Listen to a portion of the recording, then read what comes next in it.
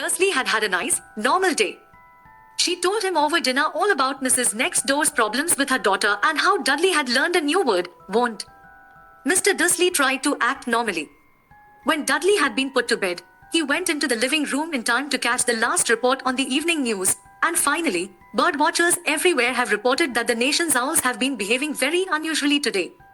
Although owls normally hunt at night and are hardly ever seen in daylight, there have been hundreds of sightings of these birds flying in every direction since Summary. Experts are unable to explain why the owls have suddenly changed their sleeping pattern. The newscaster allowed himself a grin. Most mysterious. And now, over to Jim McGuffin with the weather. Going to be any more showers of owls tonight, Jim? Well, Ted, said the weatherman, I don't know about that, but it's not only the owls that have been acting oddly today. Viewers as far apart as Kent, Yorkshire, and Dundee have been phoning in to tell me that instead of the rain I promised yesterday, they've had a downpour of shooting stars.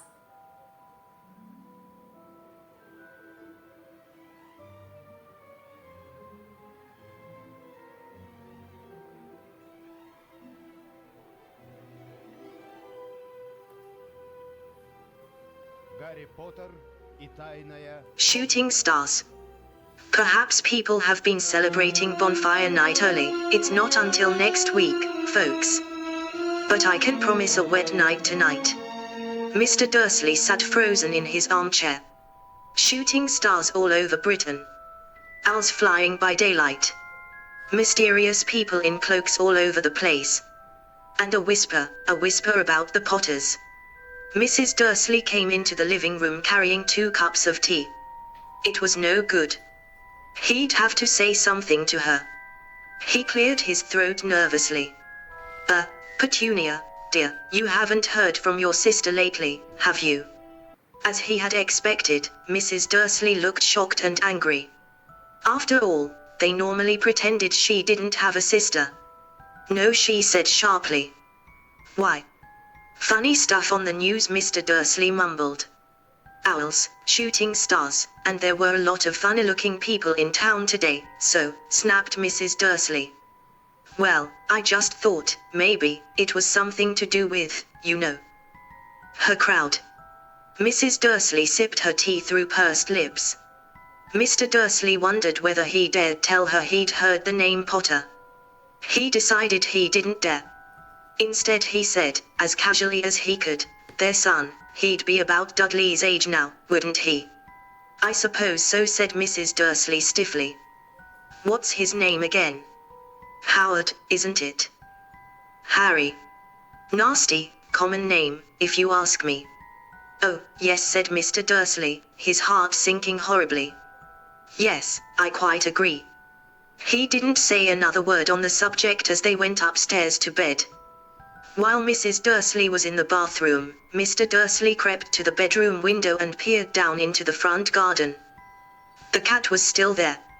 It was staring down Privet Drive as though it were waiting for something. Was he imagining things? Could all this have anything to do with the Potters?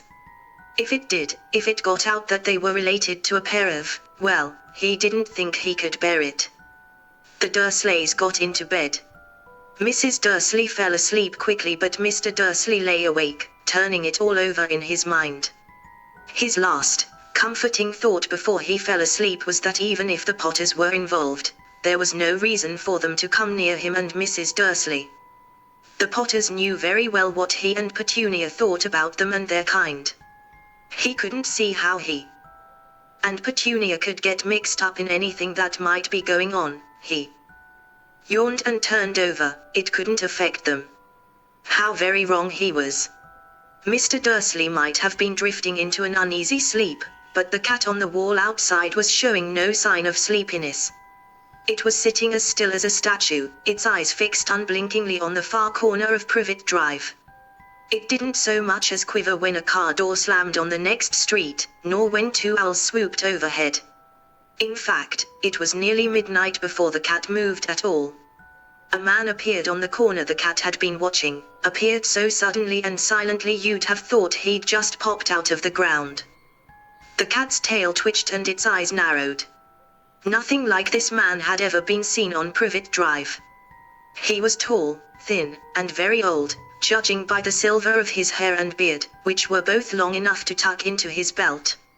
He was wearing long robes, a purple cloak that swept the ground, and high-heeled, buckled boots.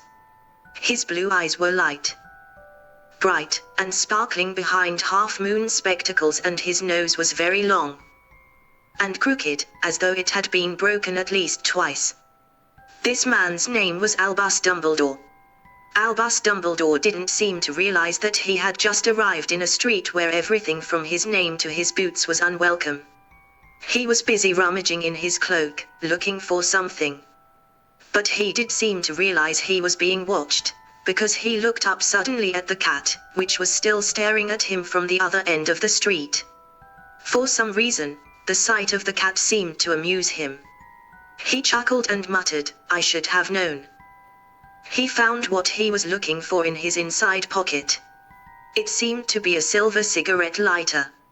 He flicked it open, held it up in the air, and clicked it. The nearest street lamp went out with a little pop. He clicked it again, the next lamp flickered into darkness. 12 times he clicked the put-outer, until the only lights left on the whole street were 2 tiny pinpricks in the distance, which were the eyes of the cat watching him.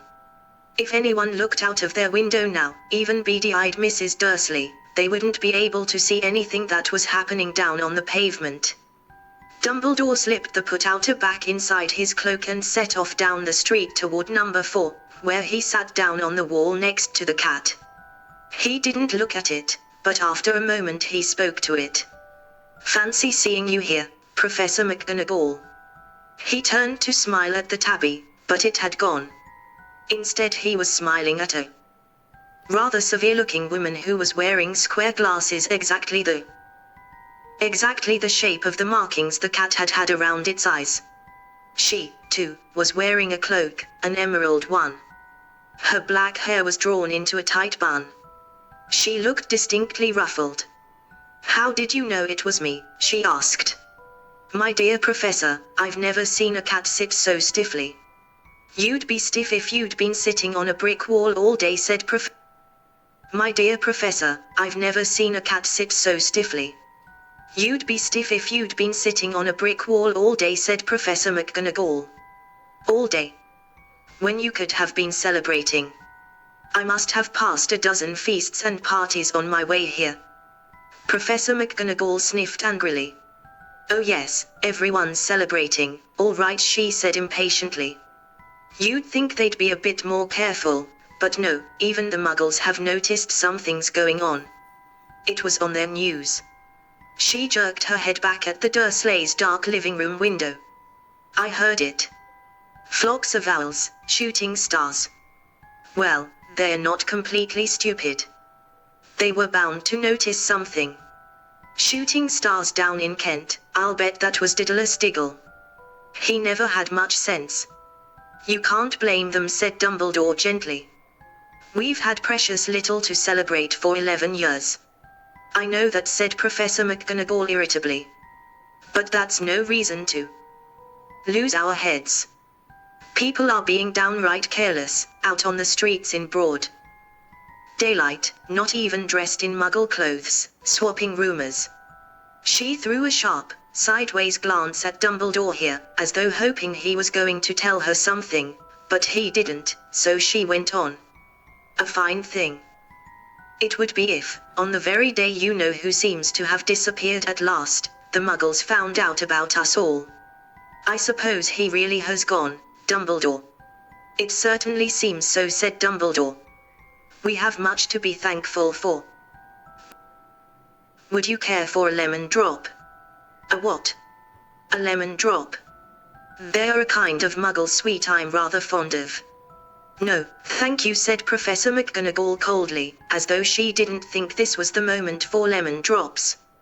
"As I say, even if you know who has gone, my dear Professor, surely a sensible person like yourself can call him by his name."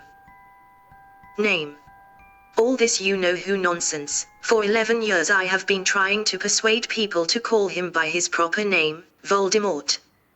Professor McGonagall flinched, but Dumbledore, who was unsticking 2 lemon drops,